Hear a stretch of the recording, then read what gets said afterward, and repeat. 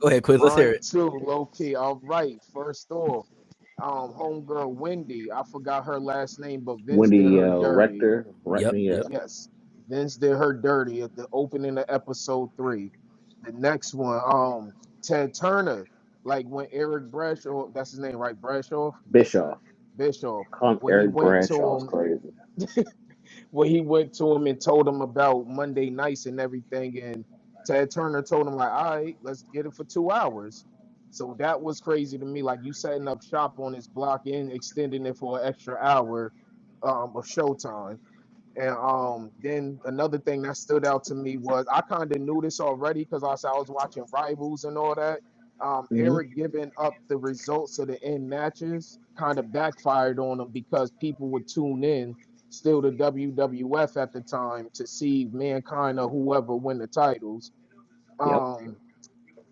Um, they got more in tune with the Montreal Screwjob because I didn't even know Triple H and Shawn Michaels knew about it. And Vince told him, like, yo, if anybody asks you out for the rest of y'all life, just tell the bold-faced lie that y'all had nothing to do with it.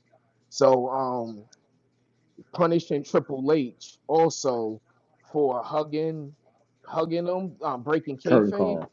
Yes, yep, he broke kayfabe, and instead of him winning the King of the Ring, Vince told him, "You're gonna learn to eat shit and like it." So that was wild to me.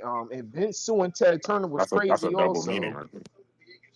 um, it's cool when you do it, but it's a problem when they do it. Like Vince suing Ted Turner for the same thing he was doing, which was going from town to town, getting talent and bringing them onto the WWF, because that's when Scott Hall and Kevin Nash started going over there. And then when they announced that Hulk Hogan was the new member of the NWO, and the fans started rushing the stage, Scott Hall kicking that fan, like really kicking him, was funny as hell to me. I laughed.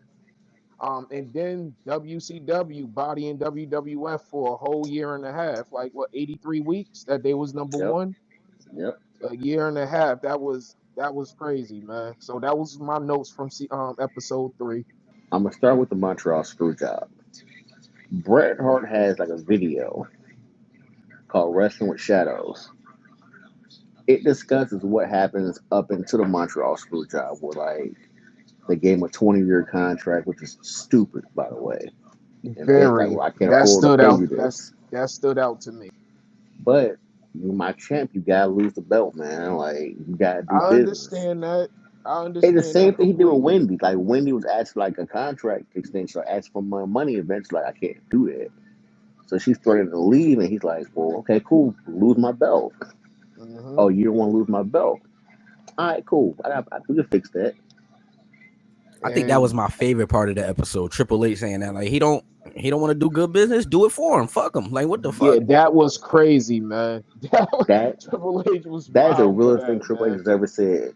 Also, like I noticed, like when Brett lost and he started breaking the monitors and going crazy, like Owen really calmed him down. So I see how important Owen was in that moment because I think he would have done more damage to the ring and other things on the side of it if Owen wasn't there telling him like, "Yo, I know they did you wrong. This ain't the way to go about it. Come on, man." Owen was the voice of reason. I wish You he should have notice stopped a winning. lot of folks quit WWE because of that, or WWF. Like Rick Rude quit and went to WCW just because of what happened. Mick Foley almost quit. Yep.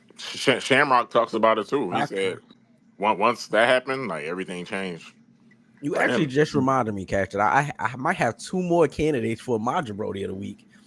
And this is Go the ahead. first time y'all gonna hear me say this. Like the nigga Oh, by Undertaker was Undertaker. getting me tight. I'm like, yo, what's up with this nigga? Like, what's Yo, up with him? Like, it was him, and then I think this is the next episode, but the brother Stone Cold Steve Austin. Oh my lord. Oh yeah, That we No, definitely what's gonna get the Next Stone yeah, Cold. the episode, yeah, that was like CTE episode thing? definitely, He Yeah, I got definitely to gonna talk get to the definitely, Austin. man. yeah. he definitely gonna get the Stone Cold. But with y'all saying people was quitting going to WCW, y'all think they was doing that because they fuck with Bret Hart, or they felt like if Vince to do this to one of the top stars in here, he could do it to Both, any one of us? both. Yeah, I'll say both. y'all say both plus. Hey, Ted Turner offering more money. I'm gonna go get that money. Yeah, Ted was offering Right. guaranteed contracts. Like the Better contract schedule, that, yo, Yeah. lighter schedule. Like, come on. Brett did himself no favors. I'm sorry. Like I don't feel bad for Brett at all. about the screw job stuff. I don't. I agree. I never felt bad Like, about this. Like, once what you do know the you story, it's expect like, that man to do? Yeah, but If they anybody, agreed to. if I feel bad about anybody, it's really Shawn Michaels. yeah, putting But Shawn Michaels in that position was kind of crazy. I'm not, especially if we already got like real life tension. It's kind of crazy that you're gonna do this during our match. I will agree with that.